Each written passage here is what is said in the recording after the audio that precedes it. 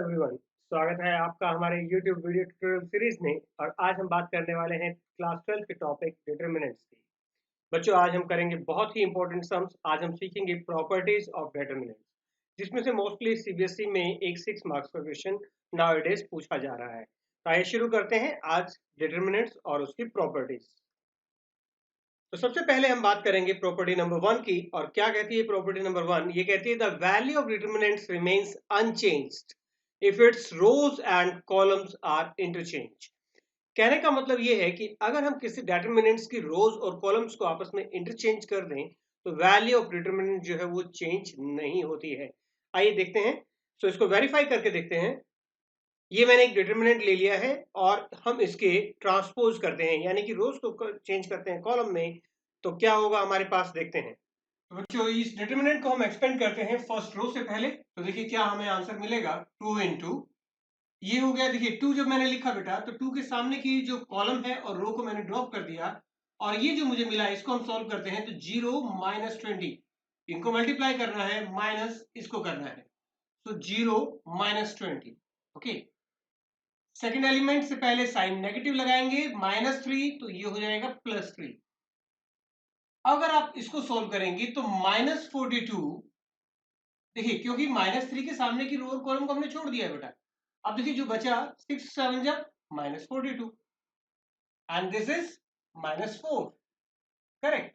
और +5 इंटू, अब हम इन दोनों को छोड़ देंगे, फर्स्ट रो और थर्ड कॉलम को, तो ये हो जाएगा 30 - 0।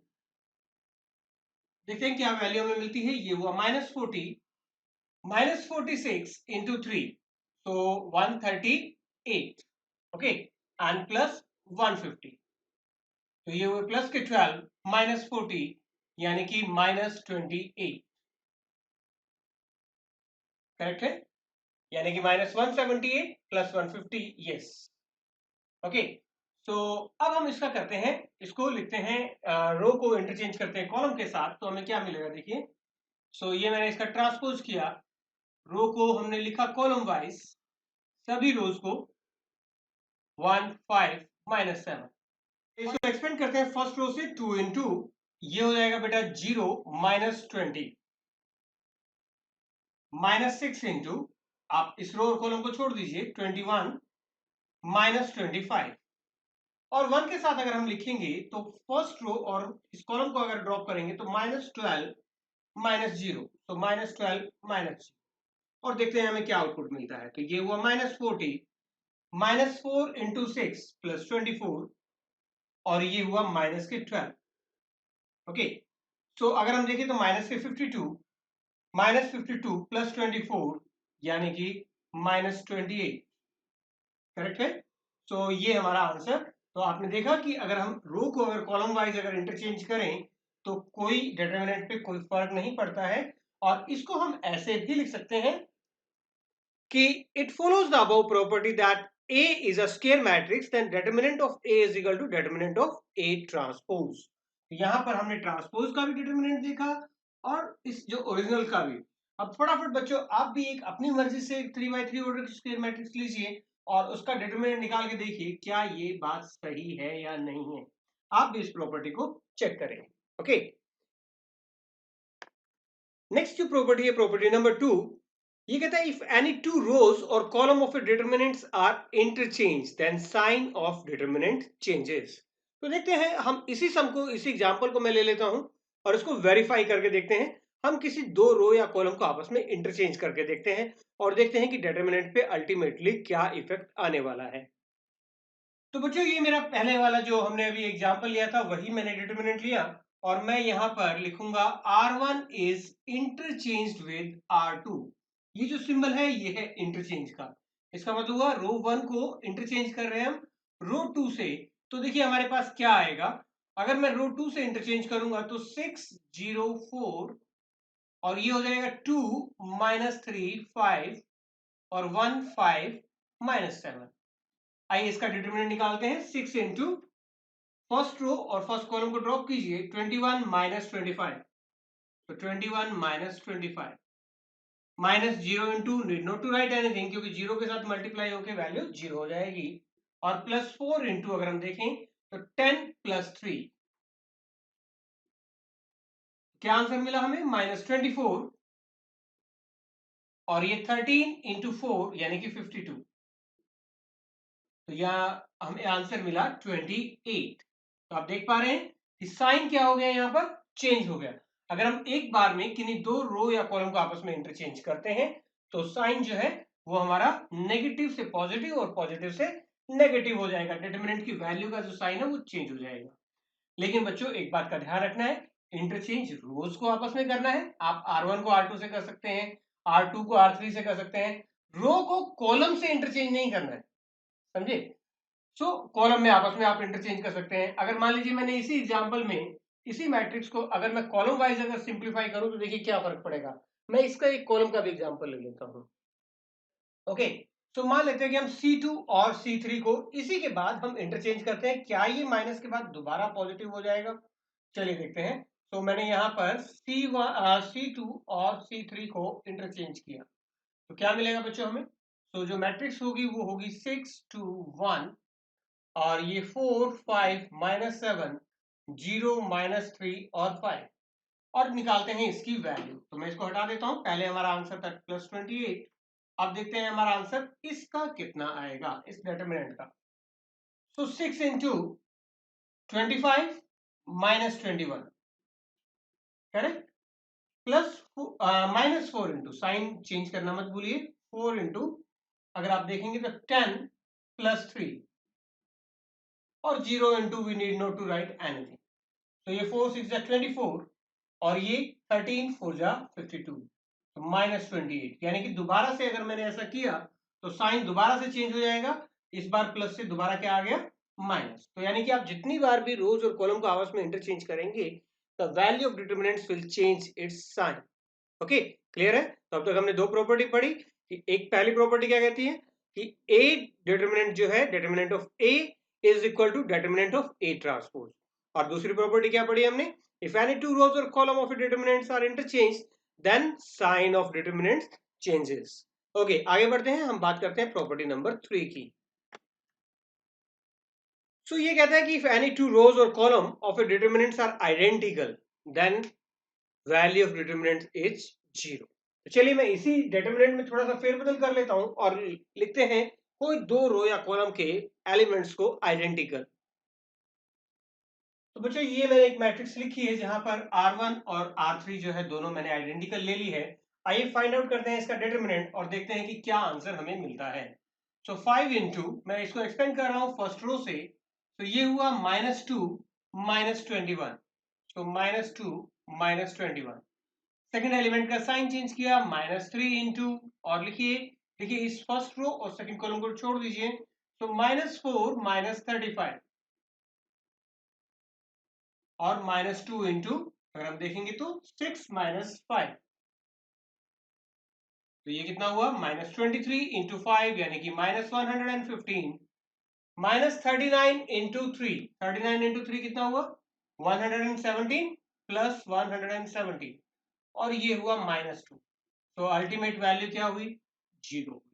यानी कि प्रॉपर्टी 3 हमें कहती है कि एनी टू रो और column of determinants are identical then the value of determinant is 0। तो फटाफट आप भी अपनी कॉपी पेन उठाइए और फटाफट एक डिटरमिनेंट लिखिए जिसके अंदर कोई दो रो या कॉलम इक्वल हो और उसकी फाइंड आउट कीजिए वैल्यू और देखिए क्या ये 0 के इक्वल आती है या नहीं आती है। आगे चलते हैं property number 4। So if any element of a row or column of a determinant is multiplied by a constant k, then its value gets multiplied by k। क्या मतलब हुआ इसका? ये बहुत इंपॉर्टेंट प्रॉपर्टी है बच्चों, तो बहुत ध्यान से इसको समझिए कि अगर हम किसी रो या कॉलम को किसी एक स्केलर कांस्टेंट k से मल्टीप्लाई कर दें then it value gets multiplied by k। तो चलिए इसको भी एक एग्जांपल की मदद से वेरीफाई करते हैं।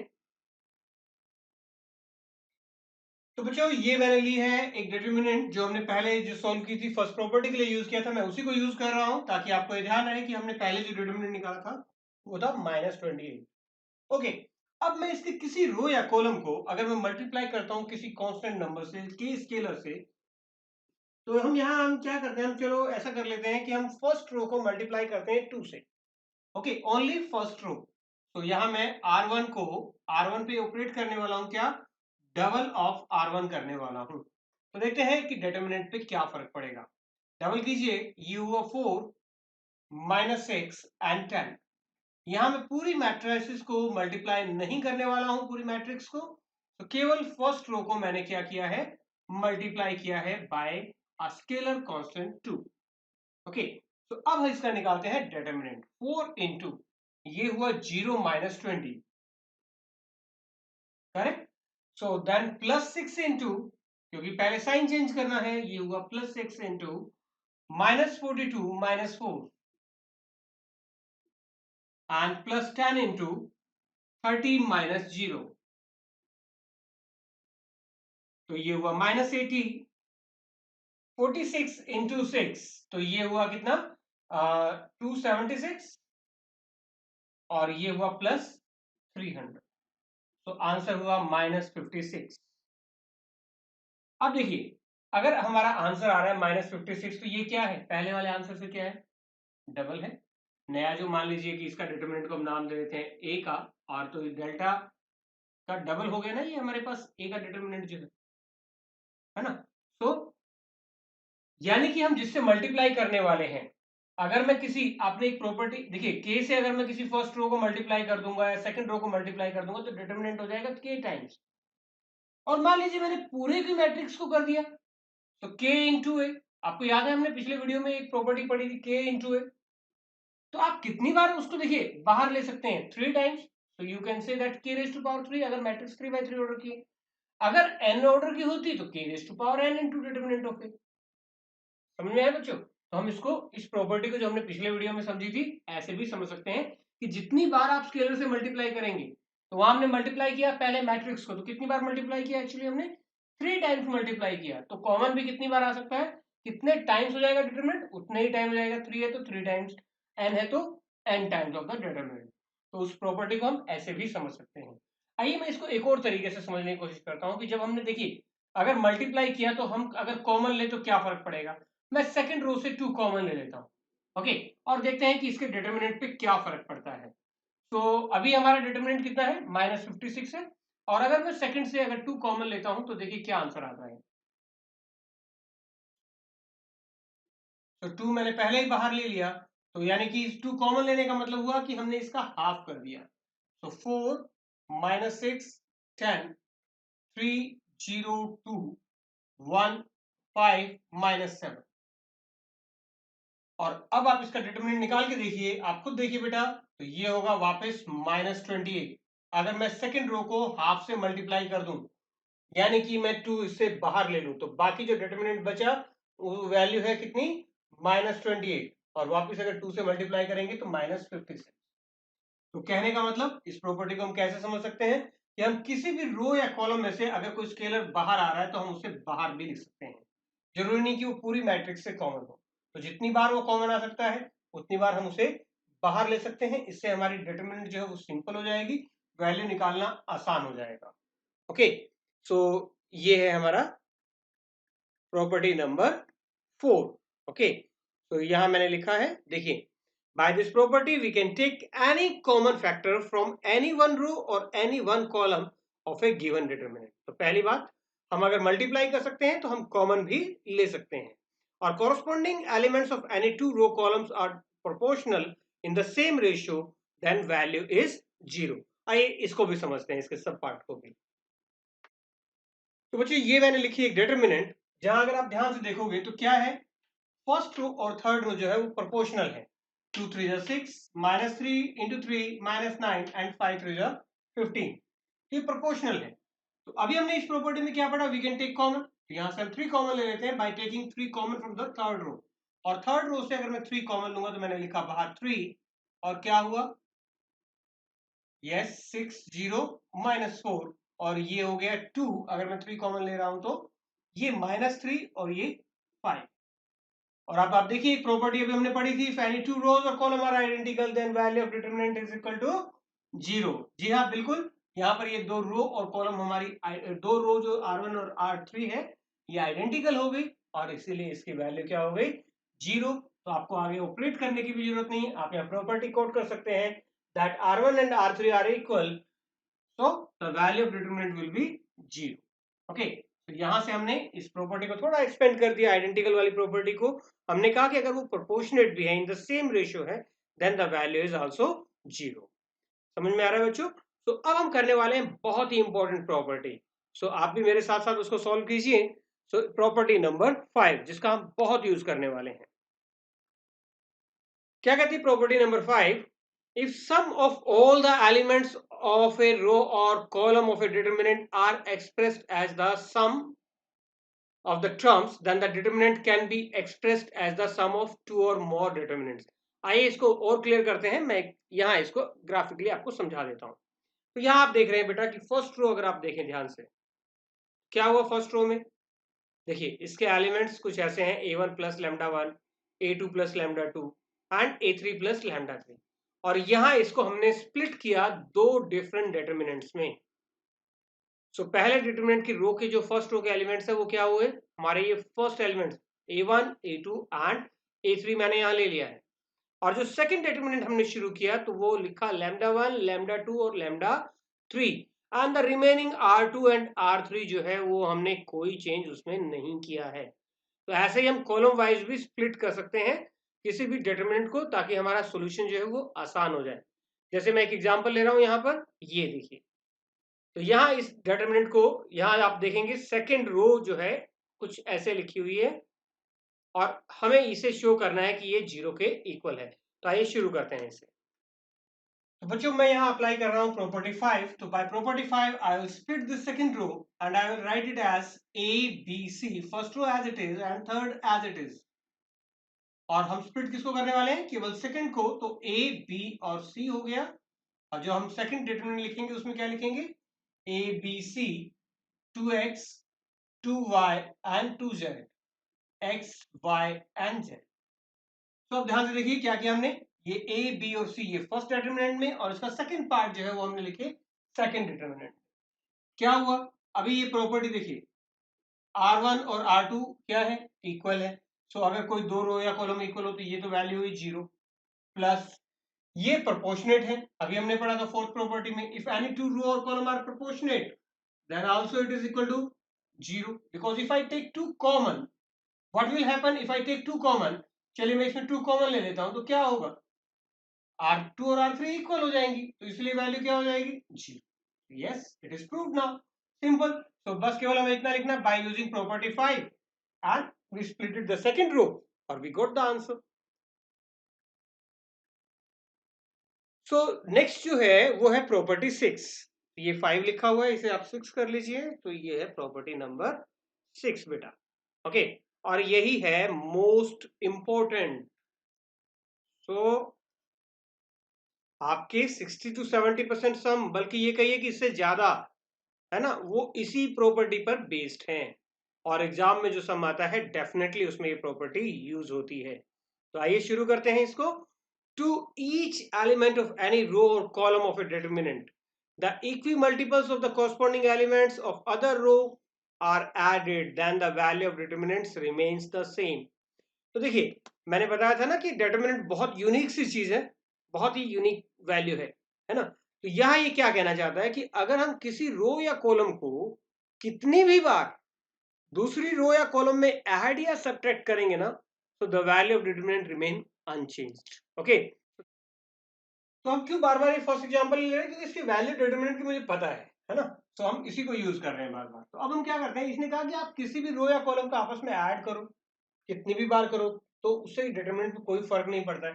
तो मैं यहाँ क्या करता हूँ, मैं आर C2 पे ऑपरेट करते हैं। चलिए C2 पे क्या ऑपरेट करते हैं कि C2 प्लस C1 करते हैं कि सेकेंड कॉलम में हम फर्स्ट कॉलम को ऐड करते हैं। तो देखिए कैसे ऐड करना है।